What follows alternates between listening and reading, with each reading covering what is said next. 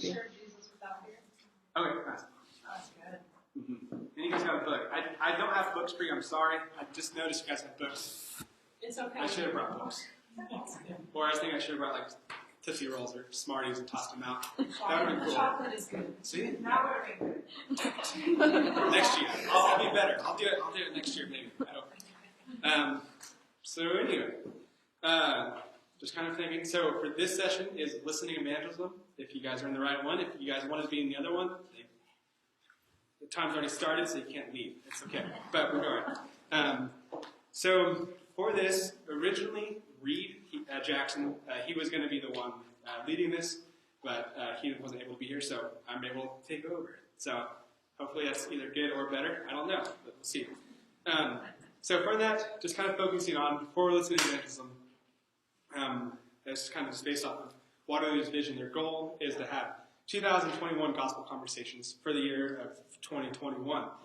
And so as church members, or just as believers, how do we have those gospel conversations? What are some simple ways we can have gospel conversations? So just for you guys, what is something that makes you maybe nervous about having a gospel conversation, talking with a stranger or a friend? Any questions, or not questions, thoughts, or things that... I don't know enough. That's good. Time constrictions. Yeah. Especially if we play. What's that? Pushing them away. Making them feel like we're judging or condemning them, like them feeling that way. Yeah, for sure. And I think even going for that is like not knowing what to say, or just putting us in an awkward situation. Time restrictions are kind of hard. Like I don't have much time. What if they start progressing the conversation and I can't have to leave? Or just thinking of, or just even an awkward conversation. You just meet someone who's kind of socially awkward, and you're like, I don't know how to progress this conversation. This is kind of weird. What am I supposed to do? So for this, thinking of listening evangelism, kind of the main point I want to get for this is just how to actively engage with others and use simple techniques to help implement the gospel into a conversation with a friend or stranger. Nothing crazy about it, nothing mind-bending, just what are some simple tips we can do to share the gospel with those around us. So just thinking of a quote from the evangelical Christian, I don't really have the author, it's unknown, but it says, God gave us 2 ears and 1 mouth, and we should take the hint. We should take the hint. We should know that we shouldn't always be talking, but we should be listening to people. We should understand how to care for those people, how to talk to them. So first of this is, what do we naturally do in our conversations? And for us, whenever we're talking to someone, looking at a study, it's that our attention span as of, it was 2018, was about 8 seconds in the middle of a conversation, that we kind of just jump from different things here and there, that we could be in the middle of a conversation and I kind of hear something and I just, my attention span is going somewhere.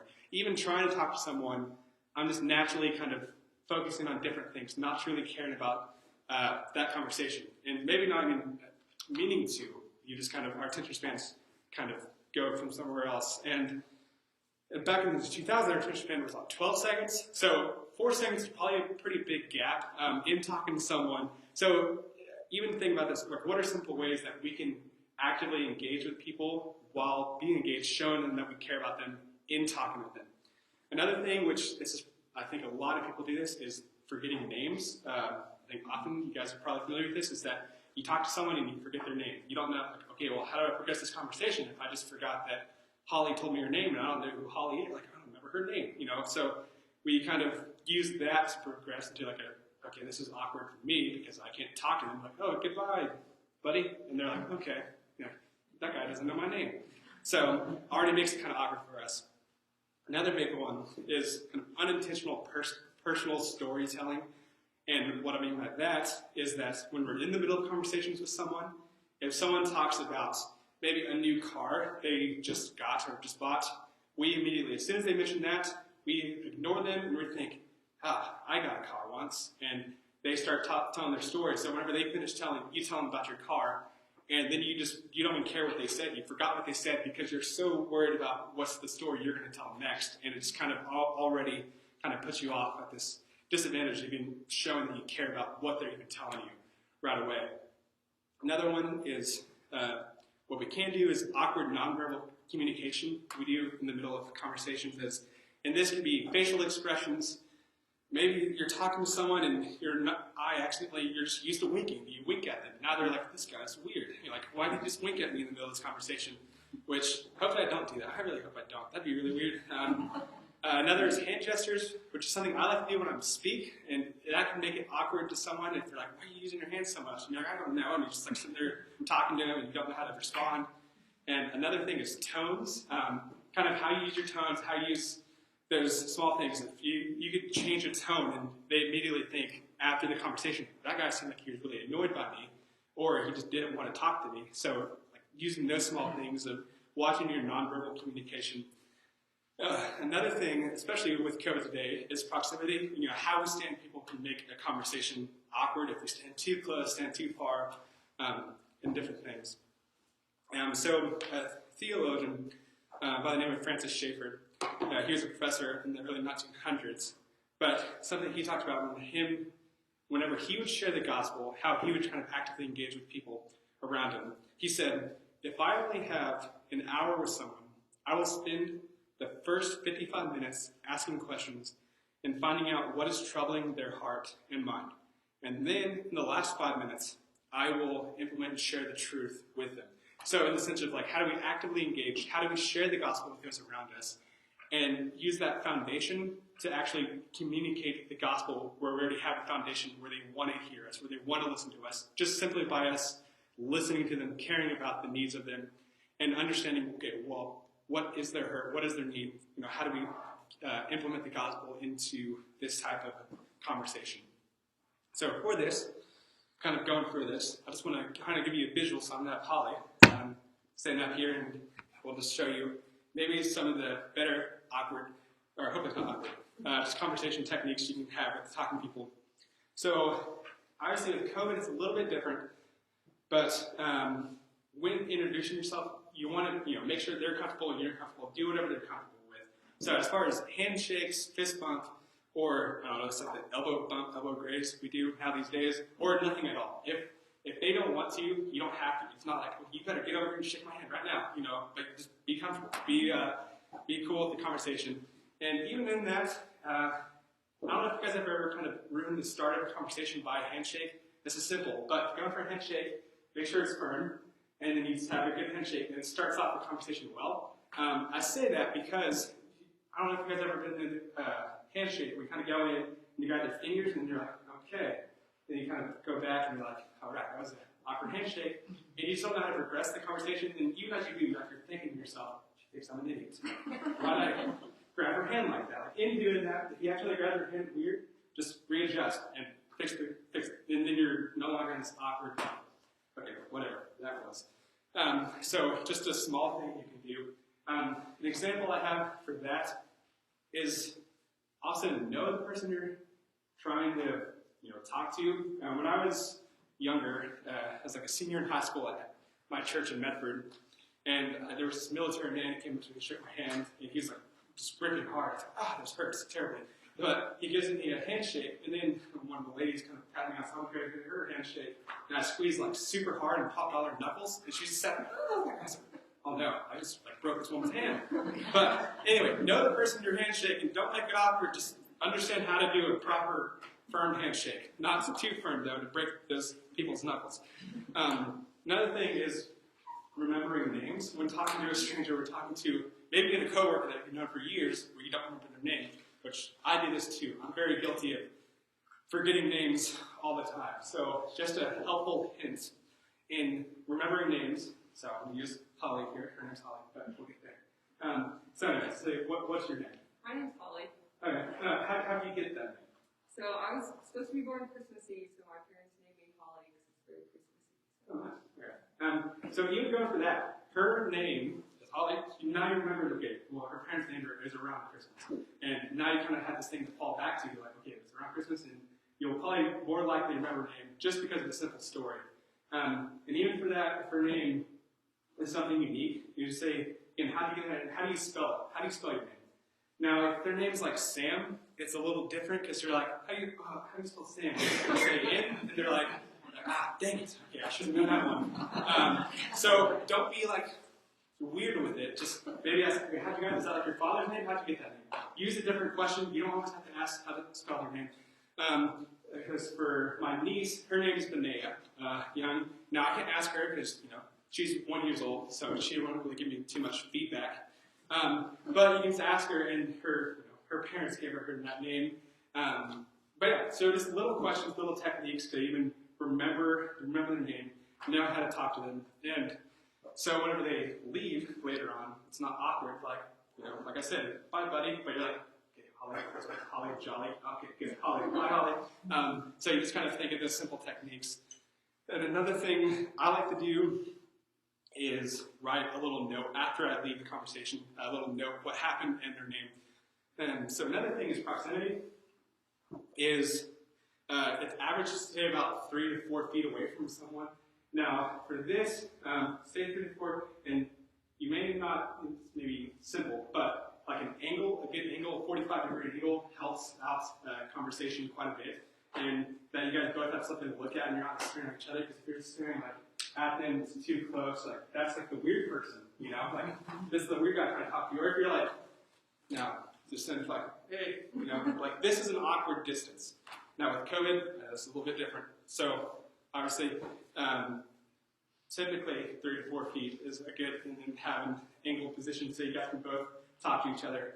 Also, maintain about 70% eye contact. Simple, but man, it goes a long way because people are not going to like a guy who's like staring through your eyes and talks to you and never looks away. They just continue looking at you. You start feeling uncomfortable. You kind of start like maybe backing away to run away. But anyway, so just a simple thing like that while listening to them. Another thing is listening to a story and actually knowing how to respond to it. So for this, we'll just pretend that I was going to be like, hey, what's your name? My name's Holly. And I've already done the name asking thing. So anyways, are you from here? Like, you go to Waterloo?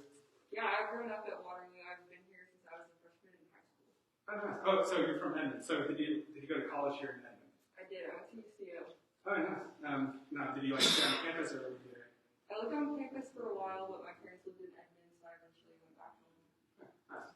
Nice. So even through that, it's telling her story, kind of listening for free information that she's giving me. For that, you can ask her. Someone comes to Waterloo for the first time. You can talk to them, and they say, "Oh, I'm from Edmond." Oh, well, did you graduate from Edmond? Did you go? There's a school in Edmond, UCO or college. Did you go to that college? And then she talks about her family. You can ask about their siblings. Simple information, free information that helps progresses the conversation further into that. And another is, like I mentioned earlier, not doing the unintentional personal storytelling. She talks about her having a family. I'm just like, oh, I have a family too. And then she talks about her mom. She can talk about her sister. She can talk about everything.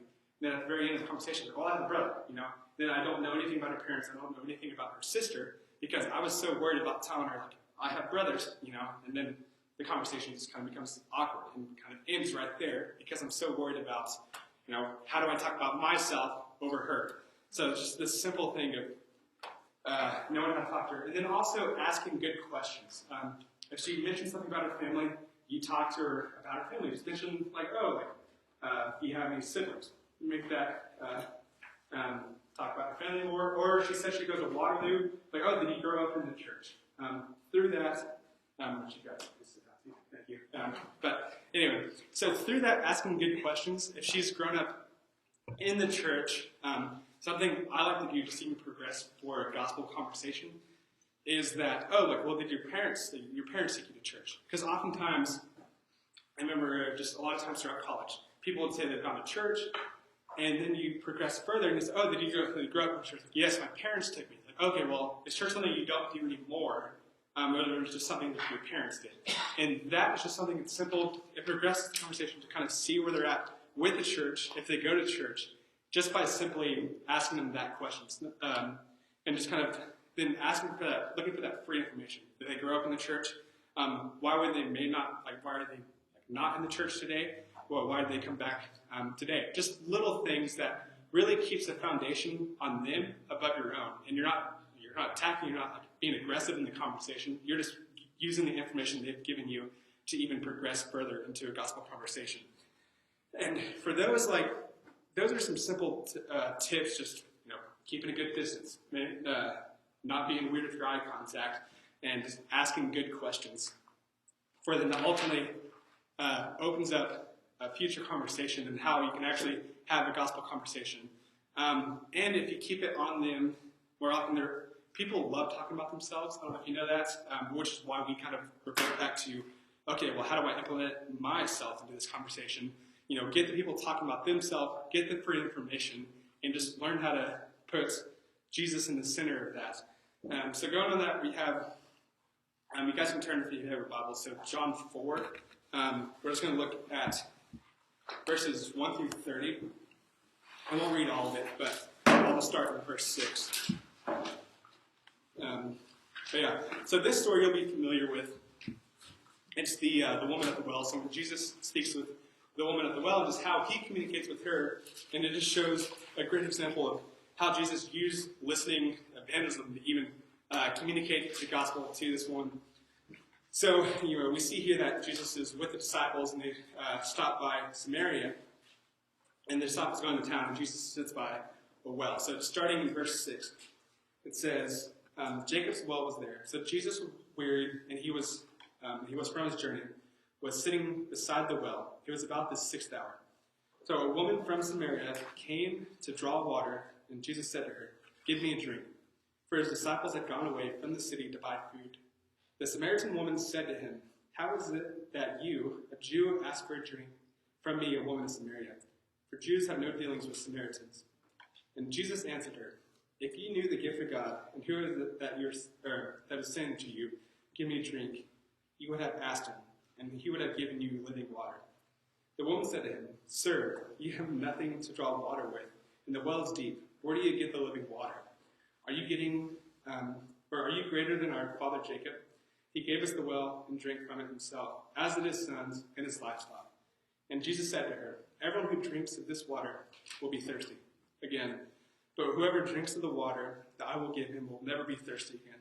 The water that I will give him will become in him a spring of water welling up to eternal life." And the woman said to him, "Sir, give me this water so that I will not be thirsty or have to come here to draw water." And continuing verse 16, Jesus said to her, "Go, call your husband and come here." And the woman answered him, "I have no husband." Jesus said to her, "You are right in saying, 'I have no husband,' for you have had 5 husbands, and the one you have now is not your husband. And what you have said is true." And the woman said to him, "Sir, I perceive that you are a prophet. Our fathers worshipped on this mountain, but you say that in Jerusalem is the place where people ought to worship." And Jesus said to her, "Woman, believe me, the hour is coming when neither this mountain nor in Jerusalem will worship the Father. You worship what you do not know, and we worship what we know, for salvation is from the Jews. But the hour is coming, and now here, when the true worshipers will worship the Father in spirit and truth, for the Father is seeking such people to worship him. God is spirit, and those who worship him must worship in spirit and truth." The woman said to him, "I know that Messiah is coming, he who is called Christ. When he comes, he will tell us all things." And Jesus said to her, "I who speak to you am he." We continue in 27, a couple more verses. It says, "Just then his disciples came back. They marveled that he was talking with a woman, but no one said, 'What do you seek?' Or 'Why are you talking with her?' So the woman left her water jar and went away into the town and said to the people, 'Come, let me see a man who told me all that I ever did. Can this be the Christ?' And they went on to the town and were coming to him." So looking at this just provides an example from how Jesus uses his listening skills to even talk to a woman and share the gospel with her. So for this, just a little background, as we see, is that it would be unheard of for a man, especially a Jew, to speak to a Samaritan woman. And we see it's the 6th hour, which is another pretty big indicator of how Jesus progresses the conversation. He knows the context around him in this specific instance. So, and even sharing the gospel, he's sitting there by the well, and the woman comes by, and he asks her, "Will you give me a drink?" Now, this woman would be taken off guard because she wouldn't be expecting that type of question from someone to even talk to her, especially a Jew. But he knows the context around him. He knows the day that it's unusual for this girl to be by herself. So he would recognize, as we see later on, that she has kind of a shameful past for her. So he uses this just to progress the conversation. She was surprised, but she was receptive to talk to him. And Jesus uses the context to just implement the gospel, talking about the living water. He sees the well. He's using the free information around him. Talks about the well, talks about the living water. And he explains, starts to explain what it means. And the woman, she's receptive to the gospel message. And as she's talking to him, she's like, give me this water. And he says, well, go get your husband first. And now for this into context, it wouldn't have been unusual for Jesus to even say, go get your husband, mainly because if he was to share some type of information like this, it would have been normal for the woman to get her husband to be in the middle of that conversation. So that's nothing out of the ordinary. Jesus just asked a good question, a thought-provoking question, and she says, I have no husband. Now, this is where Jesus comes in, being supernatural, and he's Jesus, and he knows everything. He says, you're right in saying this. And mentions that for you to have 5 husbands, and the one you have now is not your husband. And so she starts to notice something different. And he, again, just shares the gospel with her, shares about who he is and that he is the Messiah as she even progresses her own thought process into recognizing as where she goes into town to go tell people about the Christ. Now for that, it's a simple interaction. Jesus just uses the details around him, progresses the conversation forward. She talks about her family. He mentions more about her family. He talks about living water. She starts talking about living water. And he starts explaining what the living water is until where eventually she recognizes who Christ is. There's nothing crazy about the conversation other than it's Jesus. Jesus is doing it so he does it perfectly, where we may mess up time and time again, but ultimately we have Jesus on our side helping us in these conversations and just how we can be pulling from the details around us and using those details to just share the gospel through those small conversations. It doesn't have to be anything difficult. Just find ways to implement the gospel into those conversations. And continuing with Francis Schaeffer, that guy who talked about the 55 minutes to listen to someone, 5 minutes to share about the truth. He says, in talking to someone, he says, always leave someone with a corner to retire gracefully into. It says, you're not trying to win an argument or to knock someone down. You're seeking to win a person made in the image of God. This is not about your winning. It is not about your ego. If that is your approach, all you will do is provoke their pride and make it more difficult for them to hear what you have to say. And for that, it's pretty self-explanatory. If we're seeking to, how can I destroy this person in an argument? How can I just share what I know, show them that I know this? They're going to start retracting back and become defensive. But if we're progressing the conversation forward and talking to them, building that foundation, and even using those little things about church. Okay, well, why don't you go to church? Or even something like simple about maybe their parents took them to church and it's not really their thing. Just the small things to just build a foundation and talk about where they are in their spiritual walk, and then using those small details just to progress the conversation fuller about Christ. And again, just thinking about Keith, a couple of weeks ago, as we go through our passage, or the book of Colossians, just the last passage I'll pull from is in Colossians 1, 9 through 14. And I'll just read this real quick, but it's Paul's prayer to the believers in Colossae. And he says, towards the end of this passage, he says, and so from the day we heard, we have not ceased to pray for you, asking that you may be filled with the knowledge of his will in all spiritual wisdom and understanding, so as to walk in a manner worthy of the Lord, fully pleasing to him, bearing fruit in every good work, and increasing in the knowledge of God, being strengthened with all power according to his glorious might, for all endurance and patience with joy, giving thanks to the Father, who has qualified you to share in the inheritance of the saints in light. He has delivered us from the domain of darkness and transferred us into the kingdom of his beloved Son, in whom we have redemption and the forgiveness of sins. And just thinking about this, how Heath has been talking about this in church, is how when we go out to share the gospel and we're showing the gospel in our lives, if we're truly living out the gospel, people are going to see that. It doesn't have to be, how do I implement the gospel in this conversation? If you're living out the gospel is going to be shown, especially through your actions and what you're doing. And what I mean by that is, not just being a nice person and someone seeing you're a nice person, they're like, oh yeah, he's clearly a believer. They may just think you're a nice person. But for an example, is whenever I was a senior in college, my last semester, and one thing I just didn't want to waste my time my last semester of college, so I thought, okay, what can I do? That might be difficult. And I was like, I'll just try to read the Bible through cover to cover. I've never done that in my last semester of college, in which I had to do it about 8.5 pages a day.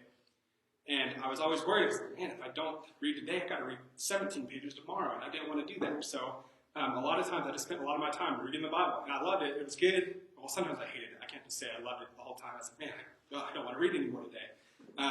But when I talked to my friends, talked to someone, they just asked me what I did today, and I was here at this coffee shop, and I was reading. And it wasn't anything about me trying to say I'm holier than them or anything. It was just the fact that I was reading my Bible daily, and that was part of my life. It's just what I was doing.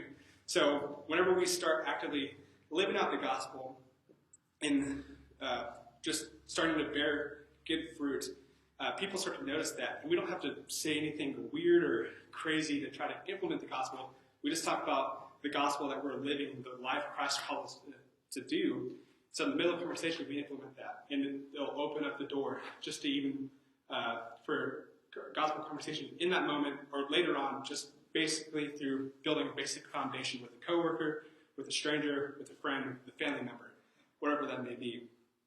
And I just think even going through Heath's message, as we are being strengthened with all the power and with endurance and patience with joy from the Lord, and we're bearing good fruit, we can simply do that just by living out the life God has called us to do. And through that, we're able to have those gospel conversations. And again, these are just simple techniques to kind of remember people, show them we care about them, how we love them, how we build that foundation, and kind of provide an opportunity to have a gateway into a gospel conversation with people. But yeah, any closing thoughts or comments someone may have? I can maybe answer. All right. The question is this. You're talking with someone and you say, do you go to church? Mm-hmm. And they say, I used to, but I'm not anymore. And then you say, why? And they say, well, I just don't believe in God anymore. Mm-hmm. Or I don't believe like that anymore. Or I think they're a bunch of hypocrites or whatever. Mm-hmm. Okay. How do you leave the door open? I mean, there's not going to be anyway. You know that they're not going to change their mind right then. Mm-hmm. So, but you don't want to lose their friendship or their. So what do you do? Yeah. For that specifically, what I think is the best way to do, like I said, is building that foundation to even talk with them. They knowing, like, you go to church, where, like, we don't know how that's going to produce a conversation later on. Like I said, people can be very defensive, even talking about church. They may have horrible past experiences. Mm-hmm. And Heath mentioned that today in service, was talking about maybe the single mother coming to church, and they felt ridiculed by the church, and that progressed generations. They don't want to go to church. Not losing friendship is, we as believers, we share the gospel clearly as what Christ calls us to do, and we share in truth and love, and we don't shy away from, being honest with people. If they know we are churchgoers and we're genuinely living a life that shows Christ, shines the light of Christ, I think that's going to do a big work just later on. One thing I think of is a verse in 1 Corinthians 4:20. It talks about how the kingdom of God doesn't consist of talk, but consists of power. So specifically that even if us talking to someone, I think oftentimes we're worried, what if I say the wrong thing to defend someone or offend someone? Where in reality, we have Christ with us every step of the way, that even if we say something wrong, Christ uses us, and he's, our speech comes with power from the Lord, not from our own doing, but the Lord's going to want to provoke that. So not shying away I might lose their friendship, but knowing that there's potential for gospel conversations later on when they start considering church, when they see you going to church or seeing your lifestyle. Like I said, just actively living out the gospel, if that makes sense. Yeah. Okay. I was going to say one thing. I'm trying to talk to my neighbor across the street into coming to church with us, and I texted her, and she's kind of not said anything. But just you planting that seed and saying that you go to church, and they know that, if they ever feel that draw to sometime, because they don't. So you've already, if you say, well, this is where I go, and the door's always open for you to go with me, give that. That's And what I was think- thinking in that scenario when they're like, yeah, I don't do that anymore. I said, well, if you ever change your mind, I'll help you. Yeah. Yeah, for sure.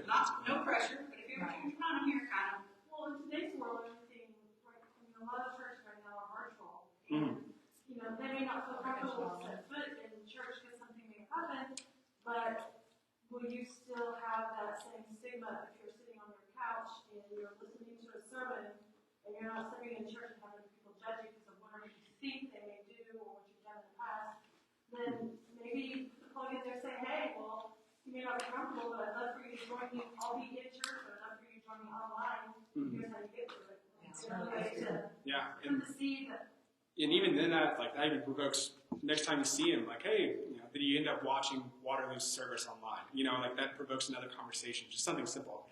And even if they say no, like it encourages for future conversations. It's not just always pressuring them, but it's an avenue just to talk to them about something you guys are actively talking about. And I think Yeah, for I sure. think in the middle of that conversation, like in the moment, just like acknowledging how they feel and being like, like, I'm sorry that was your past experience with the church. Like, as the church, like, acknowledge that the church has done things to hurt people and be like, like, the church is full of, sinful people. And, like, that's another avenue to even, like, be like, like, I even have hurt people and, like, I apologize. That was your experience. But, like, we try our best to care about you and, then transition that to, like, eventually being like, when she asks about your life, like people do, like, well, how are you doing? Like, you can always tell your own story about you being involved in church, and you're not putting anything on them by telling your own story of like, well, this has been my experience with church and these different things, but you're not forcing it on her like, well, you need to come to church with me. But it just like puts the conversation kind of back off those negative feelings and like still allows you to continue to have a conversation that later on might lead to more interest in that. Yeah, that's good. Which I think even in that, just might be repeat myself, but if we're actively living out the gospel, people see that, and it's more than maybe like a fake, like you should go to church because I go to church. But if you're living the gospel in your daily conversation, daily life, people will notice that, and that'll be tremendous in how it builds up the kingdom, just without us even noticing it, just because we're bearing fruit because the Lord's providing that fruit. Yeah, that's good. In a neighborhood, and when I was working, I would say something to neighbors or say something, especially to work, co-workers, and, things like that. But then there was a death, and they all came to me to say, what do we do? What do we do about this? How do we act? Yeah. So they knew. Yeah, They knew, so you never know when you're planting seeds. Mm-hmm. I think even in the midst of it being an encouragement, Heath mentioned that in his sermon today, just talking about with the pastor who was dealing with the son who passed away from cancer, where he's even used that for, he was encouraged by that, and now he's like, I don't know how the Lord's going to use me in my own life story. But yeah, it provokes conversations later on, just being persistent with how we live out the gospel. It can open up to a gateway later on. Just whenever a tragedy happens, something happens. Being ready to be the light for Christ while actively being the light for Christ. I worked for DHS, and before all this COVID, when we used to work in the office, the foster care workers would have to go on call, and they knew that, it just started with one worker. He knew that I prayed, and he said, hey, I'm going on call this weekend. Will you pray for me that, my weekend's not tough? And so I did, and he came back on Monday, and I said, so how was your weekend? And he was like, oh my gosh, I didn't get any calls. Well, that spiraled that to the other workers, because he told the other workers, and so they were coming to me, hey, I'm going on call this weekend. Will you pray for me too? Yeah. And so that was kind of like, hey, Tammy, I'm going on call. Pray for me, So that just kind of, and they would text me. Now they text me, hey, I'm going on call. Will you pray for me? And so it just got out, Yeah, that's awesome. So good. And like even doing that and being actively like praying for him, like I said, even building that foundation. And all right, well, how can I pray for you? And the next time you see him, hey, I was praying for you. How does the thing go? Exactly like you were saying. I think that speaks so many words. That's good.